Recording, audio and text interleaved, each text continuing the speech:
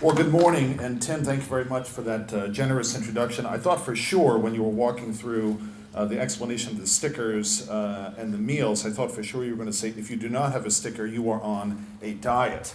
But nonetheless, thank you for the opportunity to join you here today. As Tim mentioned, I have 30 years of experience in politics and communications. I served as a presidential campaign spokesman for a great champion of liberty, Senator Ted Cruz, in his 2016 presidential campaign in the United States. I was chairman of the California Republican Party for 4 years, from 2007 to 11. I was the Republican nominee for Lieutenant Governor of California, deep behind the Iron Curtain in California in 2014. Good news is I received 3.1 million votes. Bad news is my opponent received 4 million votes, and that's why I can be with you here in Sydney today. Speaking of elections, I really want to thank the Australian Labor Party for really teeing up us having a great week with their performance in the Australian election. Somebody needs to remind those guys that once you pull the pin, you're supposed to throw the grenade. But nonetheless, what a wonderful and unexpected outcome. And but going forward, Tim's asked me to talk a little bit about communications and having our team have all the tools necessary to advance our ideas and to win on the public policy battlefield. And you really have to have a little bit of sympathy for our friends on the left because they have to defend places like this, right? I mean, when you think about, look at here, right here epitomizes the difference between our ideas and their ideas. If you take, we know that our ideas generate prosperity wherever they are generated, wherever they are put into practice around the world. Put a different way, if you take a country with one language, one history, one culture, cut it in half, one side goes one way, one side goes the other, come back in 50 years, see what happens, you get this. Or to put another way, when the Berlin Wall fell, not because of Mikhail Gorbachev, but because of Ronald Reagan and his leadership, there was no one in West Germany who said, thank God I can go shop in East Berlin. Right? Nobody was saying that. So the left only gets to put their ideas into action if they are very, very good at politics. Because only through the coercive power of the state can you generate this type of nonsense. Right? And then, so here you have North Korea, and following close behind, we have the situation in Venezuela. And following close behind that, we have the situation in Cuba. Right? So we know that when the left, when their ideas are allowed to be taken to their natural conclusion, it produces places like this. Yet nonetheless, the left routinely wins elections around the world. They routinely win referenda around the world. In California, we pay the highest gasoline prices in the continental United States. And in California, voters just defeated a measure to repeal the gas tax. So clearly there are things that we have to do better, and we have to recognize that while our ideas generate prosperity, they are not self-executing. Our ideas need champions who are skilled and very, very effective at communicating in order to put those ideas into action. Now, I've spoken and attended a lot of conferences on communications in my life, and many of them start with what should our message be? What should we say? Let's get right to the point. But I want to take a step back and go instead into how do people make judgments and choices? Because first, we have to understand how are people making decisions, and then from there we can craft messages that are most effective at touching the keystones that drive people's judgments and choices. So I want to show you a television commercial that's non-political, had nothing to do with politics. So I want to ask you, as you watch this commercial, put yourselves in the position of a non-political person, and there are two people in the commercial. You tell me which person you think fits the stereotype of a person on the right or a person on the left. Let's have a look. Hello, I'm a Mac. I'm a PC. Ready to get started? Well, not quite. Got a lot to do. What's your big plan? I might make a home movie or maybe create a website, try out my built-in camera. I can do it all right out of the box, so what about you? Well, first I gotta download those new drivers, and I gotta erase the trial software that came on my hard drive. Sweet. And I've got a lot of manuals to read. You know, it sounds like you have a lot of stuff to do before you do any stuff, so I'm just gonna get started because I'm kind of excited. Let me know when you're ready. Actually, the rest of me's in some other boxes, so I'll meet up with you later. So if you had to pick which of these two guys is probably on the political right, how many of you would say it's the person in the white box? How many of you would say it's the person in the brown box? I've asked that question now on 4 different continents around the world, and overwhelmingly the answer comes back, the guy on the left looks like he's probably the conservative. Can I ask you, for those of you who hold that opinion, why? Well, in the interest of time, some people might say, well, take a look at the guy, right? The guy on the right, looks a little more comfortable. The guy on the left is wearing an awkward suit. He's the one wearing the glasses. He's the one wearing the watch. He's the one that's clearly not an Armani suit he's wearing there. He's a little portly and so on and so forth. So one set of signals that you're getting is the visual, is the appearance. But then also some other people might say, well, the guy on the right was talking about outcomes. The guy on the left was talking about process. Well, I got a few manuals to read, and I got to get rid of the bloatware on the computer, so on and so forth. And this is a problem that we very often see with people on the right, in that we often are so bogged down talking about process while our opponents are talking about outcomes. Our opponents are talking about values and like. So we see three different sets of signals coming from this commercial. We see the visual, what we see the verbal, which is what they say, and we have the behavioral, which is what they do. And those three sets of signals are very important to influencing a person's intuitive judgments about what they see. So here's the second question. Did it take you longer to draw your conclusion, or did it take you longer to come up with the reasons why? And chances are it took you longer to come up with the reasons why. First, you drew the judgment, then you came up with the reasons why. Now that's very interesting, because that runs counter to what we tend to think about how we reach judgments and choices. We tend to think we're all very rational people, particularly those of us on the right. We're very rational. The people on the left are more emotional. We're very rational. We look at things first. We first take a look at all the relevant information, and then after careful consideration, we make a judgment. That is not how we make decisions. And every Maserati salesman understands that. Right? Every Ferrari salesman understands that. So the difference that you just discovered is the difference between intuition and reasoning. And so I don't want you to think going forward, for the purpose of this conversation, don't think in terms of the rational versus the emotional, the Kirk versus the Spock, and so on. Instead, think in terms of there is intuition and then we have reasoning. These are the two sides of people's how people make judgments and choices that we need to understand. Intuition is how we make judgments most of the time. Intuition is we see something, we recognize it, we make a judgment, we make a choice, and we do so automatically. And you have done this over 100 times so far today. From the time you woke up this morning, you've been making intuitive judgments. Do I want to sit next to this guy at breakfast? Do I really want to go to that person on the street? Do I want to, avoid them, and so on and so forth? We make intuitive judgments all of the time. Reasoning, we tend to use only in two circumstances. And that is when we are either explaining or when we're persuading. And that is a higher brain function. That is a more sophisticated thing. But most people don't make their judgments through reasoning, they make it through intuition. So here's the follow-up to that. One of these is intuition. The other is reason. Which one is the elephant? Intuition is the elephant. Intuition is the dominant force in how people make judgments and choices. And the reasoning is the rider. And who works for whom? We tend to think that our intuition serves our reasoning, but it's the other way around. Our reasoning tends to serve our intuition. So we have to understand that when we are trying to persuade other people, those people we're trying to persuade, whether it's to vote the right way or take a certain position on an issue, etc., most of their judgments are going to be made intuitively, not through reason. We have to understand that intuition is an automatic response to things people recognize. It's judging and choosing based on what we know or based upon what we believe to be true. And these two things work together. Here's an example of how it works.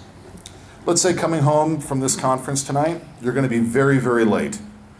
Hours and hours, you're probably not going to be, especially if you don't have a meal ticket.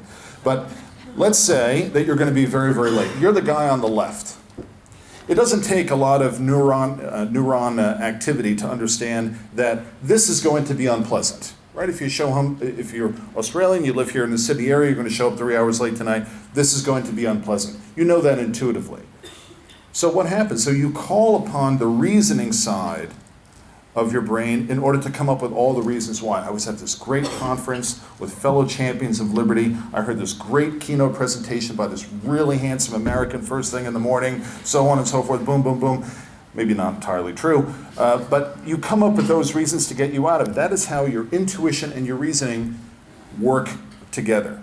And when it comes to strategic communications, we have to understand that the people we are trying to communicate with in most instances do not spend nearly as much time thinking about our issues as we do. Right? The people we need to persuade tend to be less political than we are, less aware of the issues than we are. They think about this less than we do, and they are more likely to make an intuitive judgment than anything else. And so therefore, in strategic communications, the advantage goes to the side that has intuition on its side. The intuition is that elephant. If we can have people reach the conclusions we want them to reach intuitively, then we are at a tremendous advantage. And so we should need to all think about the signals that we are sending to other people that's going to trigger their intuitive judgments. The visual, the verbal, the behavioral, as well as other things that are a little more detached, such as allies and adversaries, surrogates, people who are affiliated with our side and their side. Because those signals are going to trigger a judgment in the people we need to persuade. And here's how that works. So let's say that we're communicating, or people are seeing us, or we're appearing on talk radio, or we're appearing on television, or we're writing an article, whatever it is. We are sending signals out to people. And by the way, do not underestimate the importance of the nonverbal signals that you are sending all of the time. And that's why I'm going to recommend 2 books in this presentation. One of them is called The Like Switch. It's written by a former FBI behavioral psychologist named Jack Schafer, and it's about all the nonverbal signals that we send to people and how that can influence whether or not they accept or reject what it is that we have to say. And it's really amazing how many nonverbal signals we send. For example, did you know that one study shows that people who have had Botox treatments to take the lines out of their forehead have a harder time initially forming relationships with people they don't already know? And why is that? Because if you've had Botox on your forehead, you can't do this. So that's called a flashing of the eyes, and it's a nonverbal signal that you're open to communicating with somebody. But if that's all gummed up with Botox, chances are you're not able to do that. All types of nonverbal signals that we're sending out to people. But when people are receiving signals from us, they're going to respond across a spectrum. It's not a binary choice, it's across a spectrum, ranging from acceptance to rejection.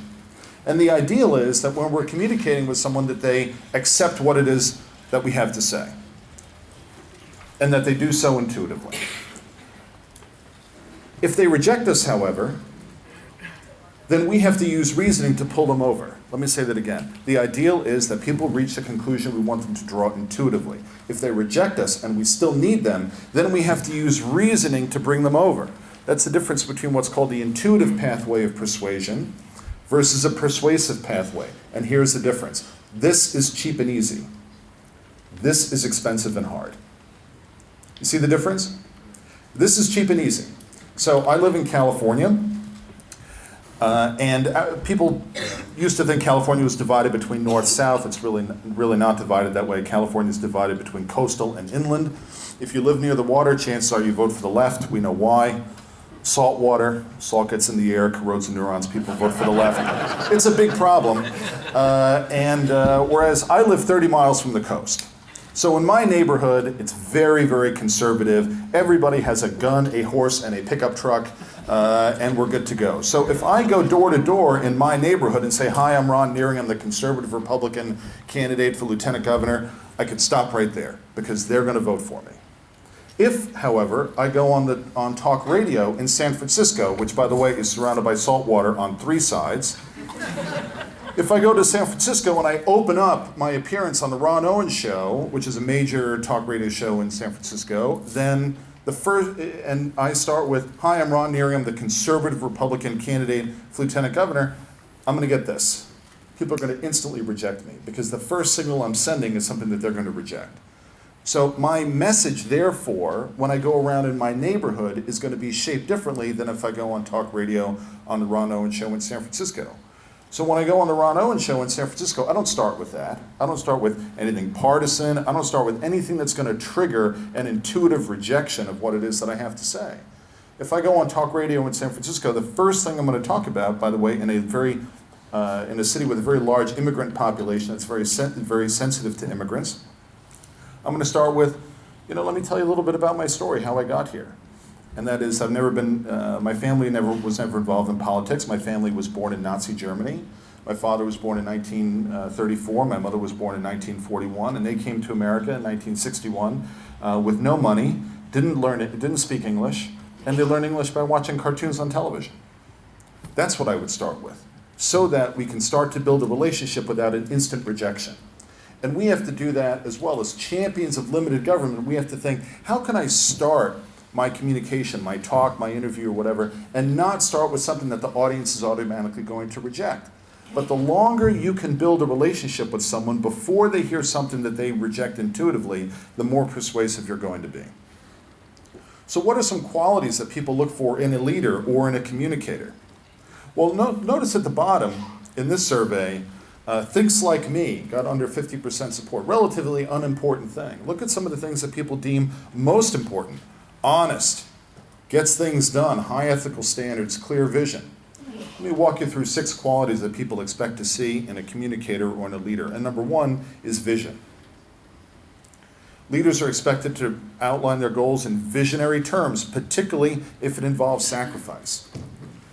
And the left understands this. If the left makes a compelling vision, people will vote for a tax increase and make a sacrifice if they share a vision that they find to be compelling enough. And we have to be aware of that. So we have to have a vision as well. On whatever that issue needs to be, you need to, as a communicator, as a champion of limited government, what is your vision for your community, for your country, for your neighborhood, etc. But that's not enough. Number 2, people expect leaders and communicators to have the ability to turn vision into reality.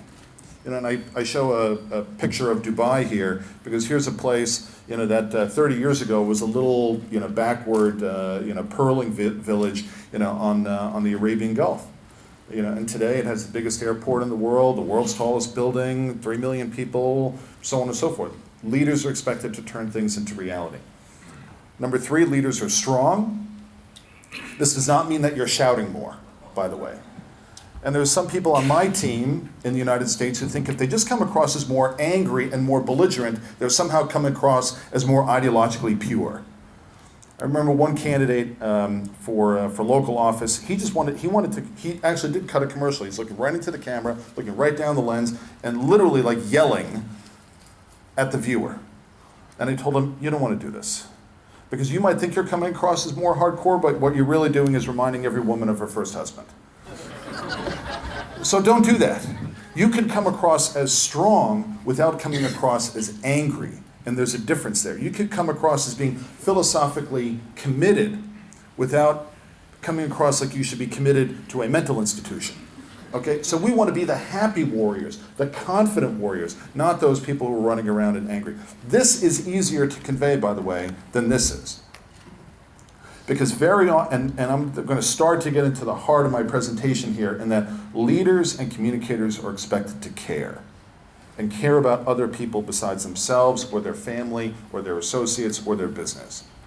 And so when you're out there championing an idea, are you intuitively letting people know that you are championing that idea because of what it will do for you, or how it will benefit them, or how it will benefit other people?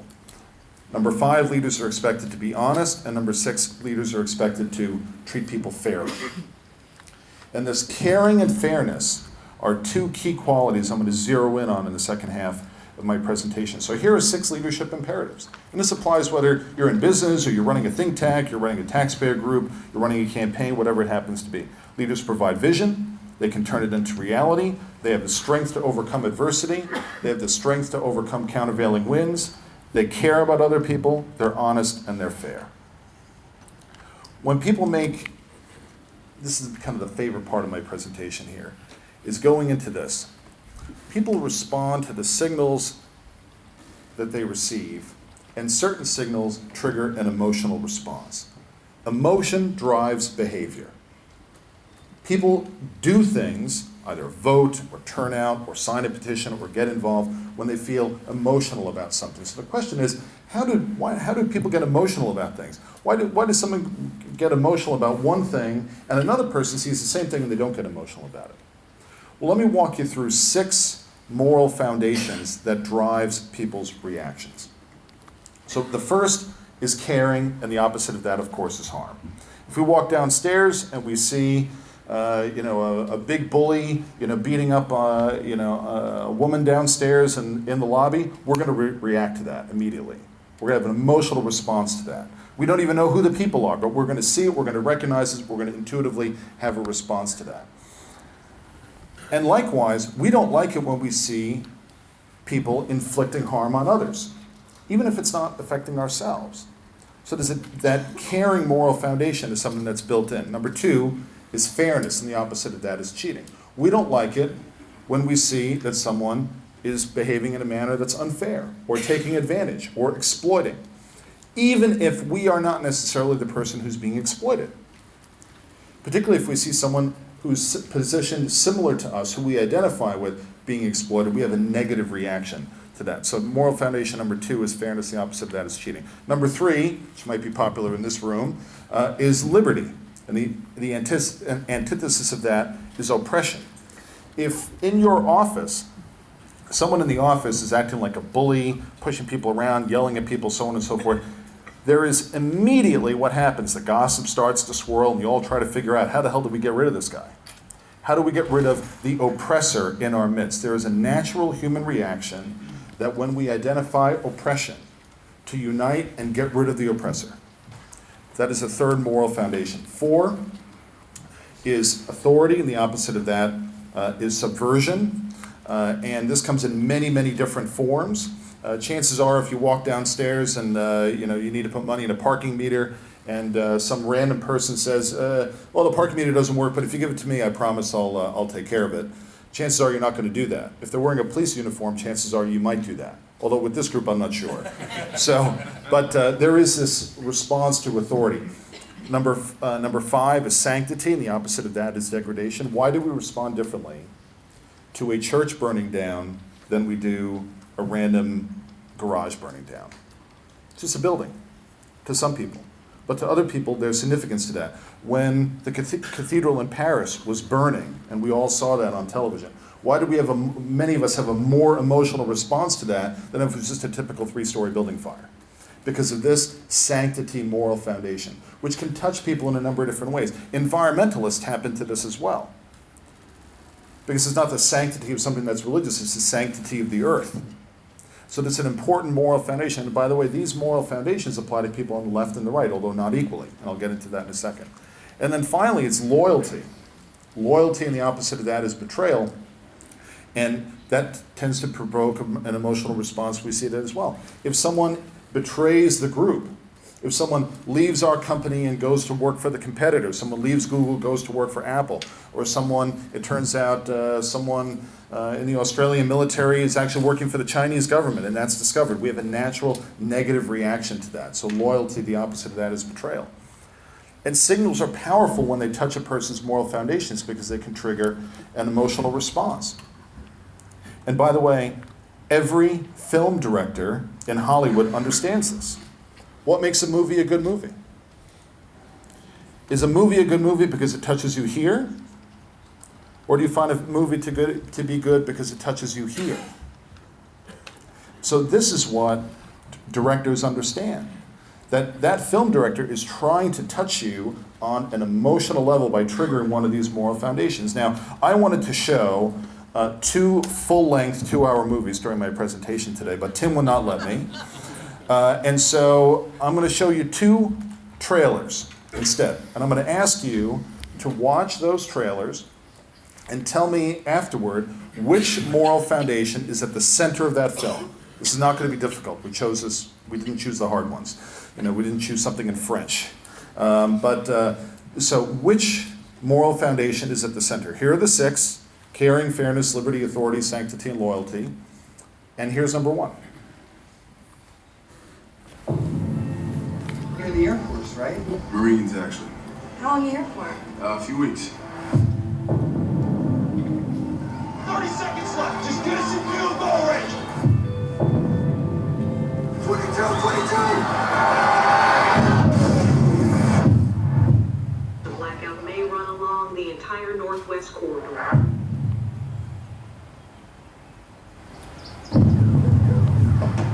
What's going on?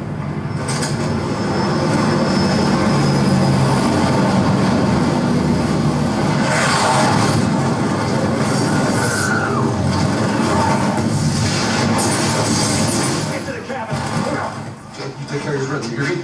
Go now, go! I'm still bad! If you're seeing this broadcast, you are in a part of the country no longer controlled by the government of the United States. Boys, I love you both, but I want you to do what I would do. Kill this piece of...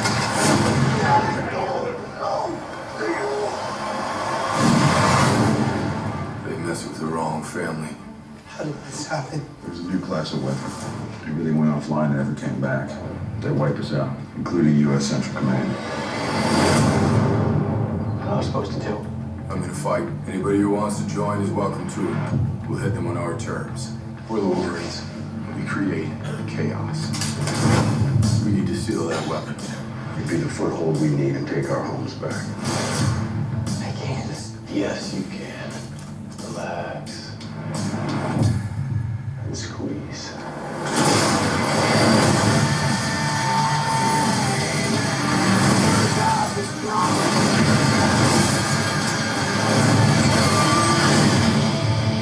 We inherited our freedom. Now it's up to all of us to fight for it.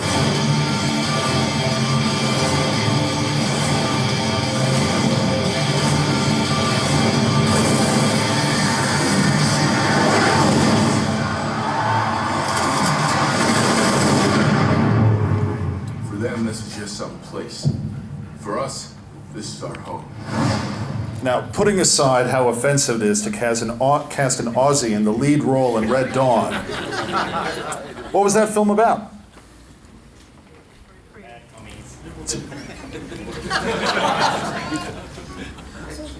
What's that film about? That film's all about freedom, right? That film is all about liberty. You have an oppressor who's clearly identified. By the way, in the when they originally shot this movie, the invaders were the Chinese. But the film company didn't want to offend the Chinese government, so they went back in with CGI and they changed it to the North Koreans. I mean, North Korea can't figure out how to grow wheat. I don't think they're invading the United States anytime soon. But what you see in this film is you see liberty at the center of it, because you have a clearly identified oppressor and being very unfair, being very cruel in the film. But then you see some other elements as well. You see sanctity, you see, whenever people are invoking symbolism, the flag and so on, sanctity is involved there. You see loyalty involved, patriotism. Patriotism is a form, an expression of loyalty. So you see liberty at the center of that. Now here's a very, very different type of film. And as you watch it, tell me which moral foundation you think is at the center of this. You can save everyone. Max Nicostra, 36 years old. Violation today at bus stop 34B. What's in the bag? Hair products, mostly. Just going to work. Thank you, citizen. No, thank you. Immediate extension of parole duration by a further 8 months. No. Elevation in heart rate detected. Would you like a pill? No, I am okay. Thank you. Are you being sarcastic and/or abusive? Negative.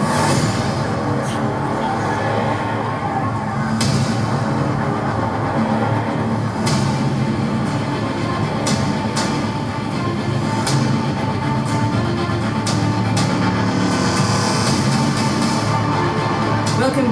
Hello, madam.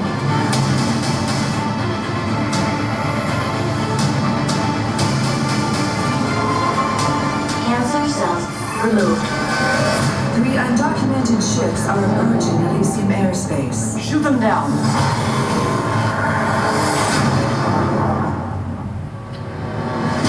I see things haven't changed. This wasn't even my fault. You're still stealing cars? No, since I got out, I've been trying to live a normal life. Used to be a legend, and now what? How's it 34?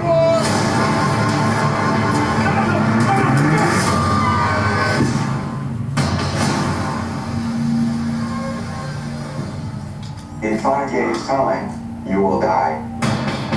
Thank you for your service. They can fix it, I'm lazy, man. Max, I think I can help get you up there. Hey, bring down the bone saw! This ain't gonna kill me.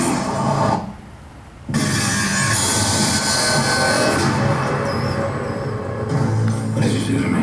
Gave you a way out. Whoever has this has the power to override their whole system. She's very sick, Max. I need to get her up there. You can save everyone. When can I go?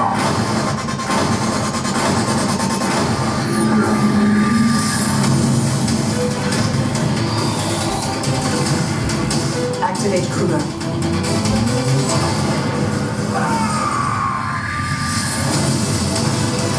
Follow me. Stay close. They will hunt you to the edge of the earth, Professor.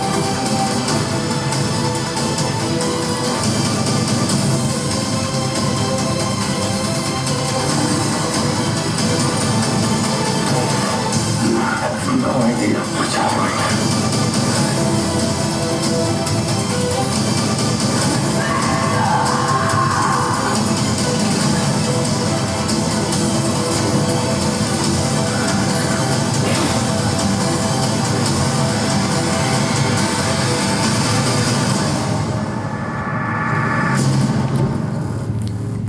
What's that film about?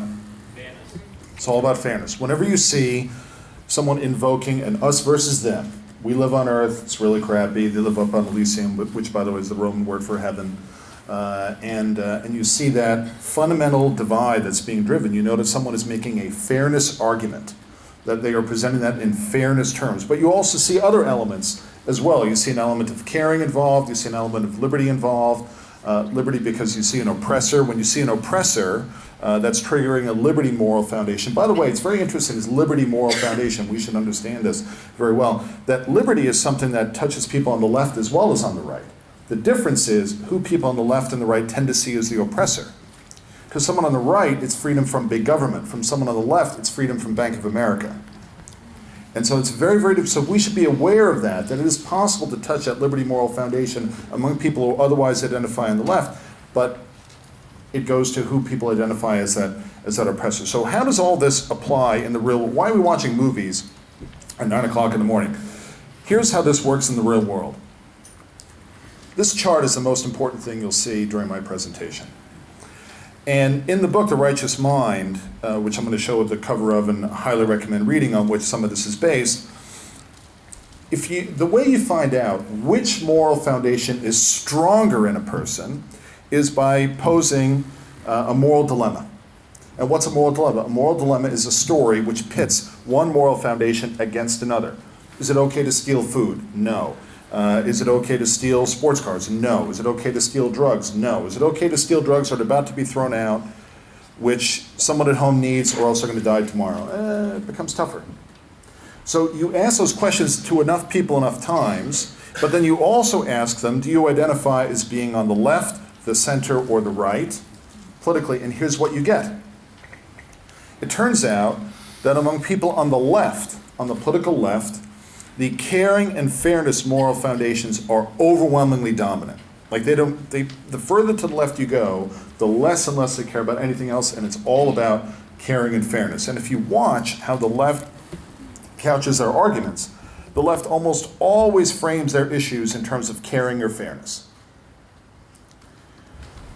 And the reason why they do that is not just because that's what they believe, but if you look at the center, if you take a look at people who are less inclined toward political alliances and who tend to make decisions late and who tend to be swing constituencies, look at this. Among people in the political center, caring and fairness are dominant over authority, sanctity, and loyalty. And the further to the right you go, the more of a blend it becomes.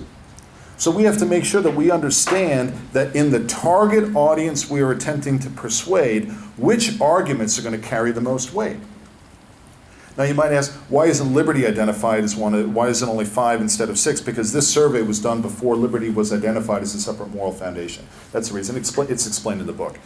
So we should be aware that if we are communicating with a center or center-left audience, that we need to find ways to show that we are on the caring or fairness side of the argument. Don't ever concede that. to your opponents. Don't ever allow them to frame themselves as that they are on the side of caring and fairness. No, you are. But you need to find a way in order to shape that effectively. James Carville, I don't know how many of you know James Carville is an American political guy who was Bill Clinton's consultant. He kind of looks like an alien. He had a very smart thing to say, and that is never accept your opponent's underlying premise as valid. Never accept your opponent's underlying premise as valid, because once you do, then you are operating within a framework that your opponent has created for you. So let me show you why Mitt Romney was not elected president of the United States in 2012. So we've already established that among many swing constituencies, caring and fairness are the two dominant moral foundations, right? Among many swing constituents. So the Obama campaign in 2012 did not try to portray Mitt Romney as not being patriotic enough, or not, or that he didn't care about America's traditions, or traditions of government, so on and so forth. The Obama campaign determined that they had to take away from Mitt Romney the qualities of caring and fairness. They had to find a way to portray that he lacked those qualities in order to disqualify him as a messenger. And those of you who are aware of Saul Alinsky, who wrote the book on how the left operates and rules for radicals, Alinsky writes that the left should identify individuals and demonize those individuals. And what's an individual? Someone with a name. And to demonize that person and disqualify that person and take all of the weight of their side and drive it to destroy that one person who they identify with the other team until they move aside, and then destroy the next one. So the left is very attack-based and very personality-based, because inconsistent with that. And by the way, very often they've been effective.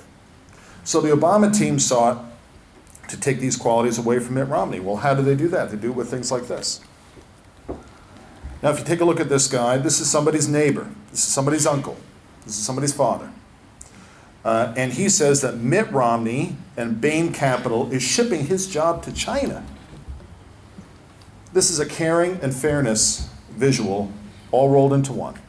This guy's, he looks sympathetic, right? This is just some working stiff, someone who just wants to, make a living, and his job is being taken away by whom? Who's taking his job away? This guy. In the most unfortunate Kodak moment in the history of photography. Okay, so look at this picture of Mitt Romney. This is taken from his business career. It's at a year-end thing. They were celebrating how much money, his company had made. And of course, someone dug this up. Now, think about this. Of all of the pictures, of the millions of pictures of Mitt Romney out there, why would this one keep showing up? Right? Because when you juxtapose this guy against this guy, he wins. He doesn't win. The Romney campaign, and I have a great deal of respect for Mitt Romney, who's now in the United States Senate from Utah, and we honor those who ran, before us. But we have to recognize that the Romney team wanted to demonstrate that Mitt Romney knew more about the economy than Barack Obama. That was the strategic imperative of the Romney campaign. By the way, they succeeded. The exit polling showed that most Americans believed that Mitt Romney knew more about Barack Obama, about the economy, about creating jobs, and so on and so forth. And he did not win. So the smarty pants does not necessarily automatically get to win, and we should be aware of that. As policy people who all care more about policy than 99% of the planet, we should be aware of that. Simply demonstrating that we are smarter or that we know more about the topic is not enough to win. By the way, you know which quality Barack Obama won out on? When the question was posed to Americans, which presidential candidate knows more about the challenges that you and your family are facing, which person is it? And guess who won that? Barack Obama did, not this guy. Why did we keep on seeing things like this? So, if you're not familiar with this story, a story emerged during the presidential campaign that Mitt Romney at one point was out with his family vacationing, and he tied his dog to the roof of the car. Now, it's not the way it was portrayed, okay, in that the dog was sick, the dog had the runs, they put the dog in the crate was on the roof, it was summertime, it was not a blizzard condition, the dog lived, everybody was fine. right? However, why does the left seize on a story like that and create meme after meme after meme and kind of push that all the time, out all the time? Because if Mitt Romney is willing to do this to his dog, to man's best friend, what is he willing to do to you? And that's how the left will operate. So we have to be aware that we cannot concede the caring and fairness side of any issue to the other team. And we have to recognize that the other team will try to take those qualities away from our side. Why do we hear all the time that our side, we just want to help our wealthy friends at Goldman Sachs get richer, we just want to help the 1%, so on and so forth, because they're attempting to do this.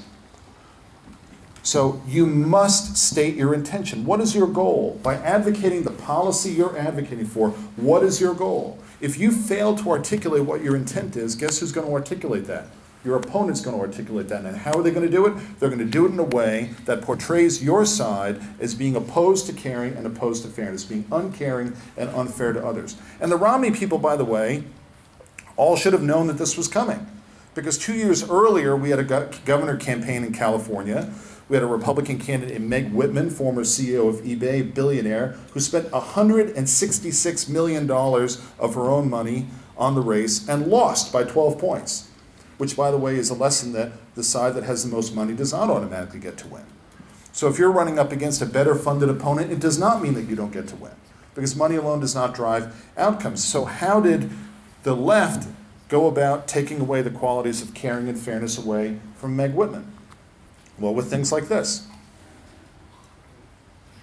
So this bus was paid for by the nurses union and would follow Meg Whitman's campaign bus wherever it went, because they're trying to create a narrative. Notice the colors that are being used. By the way, it's her same campaign colors. Very strange campaign. Her campaign colors were the colors of the Irish flag. Maybe she should have been running for governor of Ireland or something. I don't know. But notice the words being used. Rich enough to rule, Queen Meg. They're creating a caricature. Literally, they're creating a caricature. Okay? With things like, by the way, this is a guy in the middle. Okay? So just data point. This is Queen Meg with her bodyguards, Goldman and Sachs. Right, so this is how the left is going about creating that narrative, creating that caricature. And by the way, Meg Whitman almost won the governor race until this happened. When a former housekeeper of hers, Nikki Diaz, said that Meg Whitman treated her like a piece of garbage. And then it was all over at that point. So don't overlook the fact that you can have the greatest policy arguments in the world. We know that our ideas generate prosperity. We know that. We know that their ideas generate Venezuela. We know that. However, that's not enough. You must not concede the side of caring and fairness. So what are our key takeaways? Number one, people make judgments intuitively, not through reasoning. Those people who you do not reach through intuition, you need to reason with them, but that's going to be more expensive, take more time, take more energy, and take more resources. So let's persuade as many people as we can intuitively by paying attention to all of the signals that we're sending, the visual, the verbal, and the behavioral. Voters of different political philosophies make judgments based upon different moral foundations. So we can do all of the things that people on the right love to do and only persuade ourselves. But in order to go further, we cannot concede those sides of caring and fairness in the argument. We have to tie our messages to the moral foundations of our target audience. So if you are communicating with a more conservative audience, a more right-wing audience, then we can invoke authority, sanctity, loyalty, and so on and so forth. Why is it that when there was a rally of the Tea Party in the United States versus a rally of Occupy Wall Street, which doesn't even exist anymore, where would you find more American flags? At a Tea Party rally or an Occupy rally? Always at the Tea Party rally. Why? Because the moral foundation of loyalty, which is tied to patriotism, is stronger among people on the right than people on the left. So tie your messages to the moral foundation of your target audience. Do not concede the caring and fairness side of the argument. And perhaps most importantly, speak to the value first, not the policy first. Let me say that again. Speak to the value first, not the policy first. What's a value? A value is something like, every American deserves to retire in dignity. That's a value. Now, who would disagree with that? Nobody would disagree with that.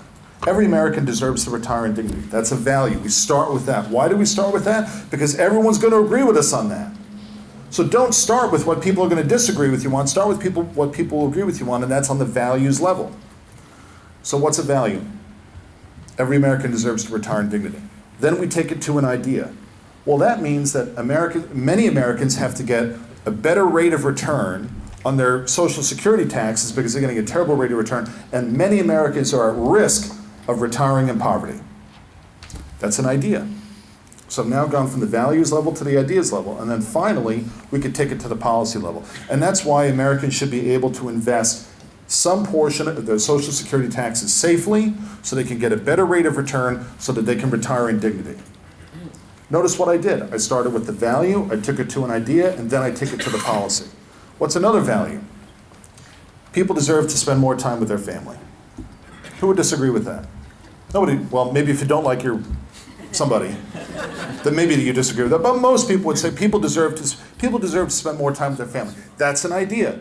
Start with the value. People deserve to spend more time with their family. Then take it down a level, take it to an idea. That's why we have to make sure that people aren't spending their whole life stuck in their car in their long commute. So now that's an idea. Now what's a policy? Well, that means that if our government is elected, we're going to widen the roads, we're going to build more freeway overpasses, we're going to do most of the construction at night so that it doesn't jam people up during the day. That's a policy. The tendency of our team is to start with the policy and end with the value. The problem with that is that you've alienated half the audience which has heard something negative about that policy beforehand. Do it the reverse. Start with the value on which everyone's going to agree with you, then take it to an idea, and then take it to the policy. Here are the two books that I recommend. The Like Switch by Jack Schaefer. By the way, if you've had Botox, it's okay. There's other ways around that. And The Righteous Mind, Why Good People Are Divided by Politics and Religion. In my opinion, anyone involved in the public policy sphere, this should be mandatory reading, both of these books, because we will be more effective in putting our ideas into action, and we will crush more socialists, communists, and vegetarians if we do so. Thank you very much for having me here today.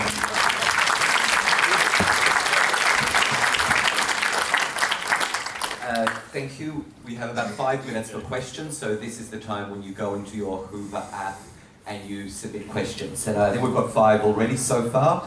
I know that there are actually a few questions regarding Arnold Schwarzenegger in California as governor and Ted Cruz, but I think we're going to try and stick to these particular topics so far.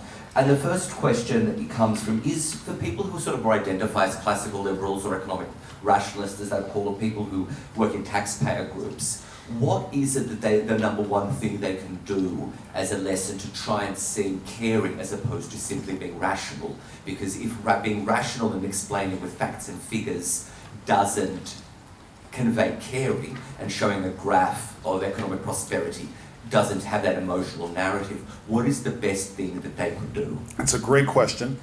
The first point that I would make is that if you are speaking in terms of billions, trillions, percentages, or acronyms, you are losing. Because normal people don't talk that way. We talk that way, but normal people don't talk that way. Non-political people who we have to persuade don't talk that way. So the most effective thing that we have to do to be more effective and more persuasive is, instead of graphs and charts and delving into Microsoft Excel more, we need to be able to tell stories. So find a person who epitomizes your issue and tell a story about that person. So I am a big believer in privatizing pensions as opposed to Social Security, a la what has been done in Chile and so on and so forth. Why? Because I'm going to start with the value, because every American deserves to retire in dignity. And so tell the story of a particular person. Tell the story of someone who worked their entire life, relied on Social Security, and then is in a tough spot. And then you could tell another story about how, if that person had been able to invest some portion of their Social Security taxes, their pension taxes, and get a better rate of return, how much better off that they would be. So find a way to tell a story and put a human face on it. By the way, have you noticed that every time someone on the left holds a news conference, there's always a victim there? There's always a victim. Child, a woman, a handicapped person, a senior citizen, because a victim turns a complex public policy issue into a human issue.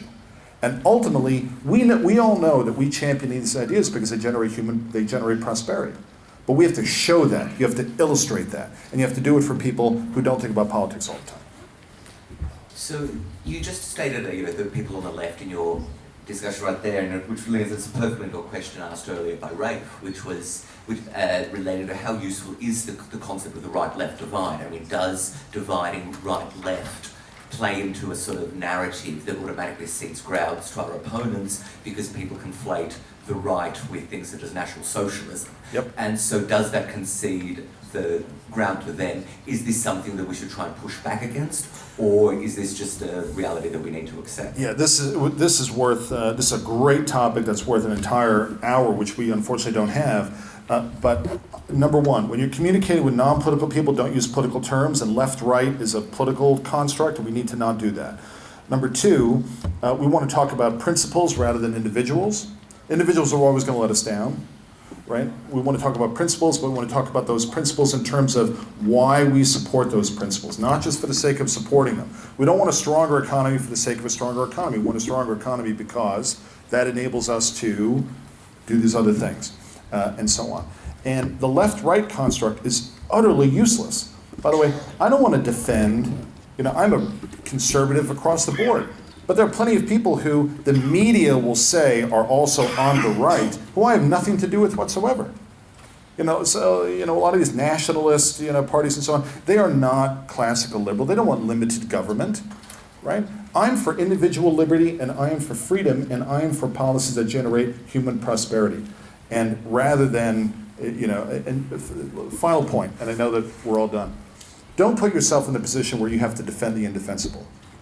That you have to defend somebody who someone else has associated with you. You should always define yourself, because in politics the struggle so often is who gets to define whom. You must always define yourself rather than let your opponents or the media define you by association and otherwise. And with that, we're out of time. Thank you very much for the opportunity to be with you today.